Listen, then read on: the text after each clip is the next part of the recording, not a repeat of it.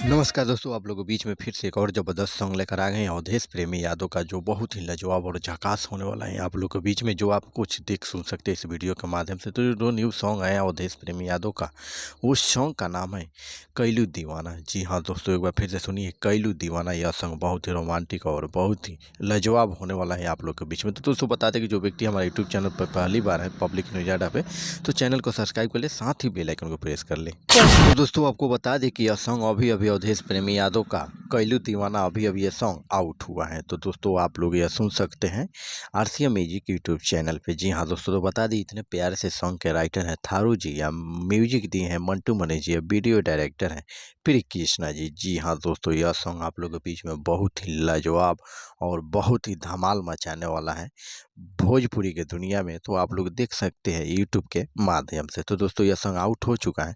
दोस्तों इसी तरह के नए नए अपडेट पाने के लिए हमारे यूट्यूब चैनल पब्लिक न्यूज अड्डा में आप लोग बने रहिए। हमारा प्रयास रहेगा कि आप लोगों के बीच में नया नया वीडियो, नया नया ट्रेलर, नया नया मूवी सॉन्ग, हर अपडेट आप लोग के पहले जल्द से जल्द पहुंचाए। तो दोस्तों मिलते हैं अगले वीडियो में, तब तक के लिए जय माता दी।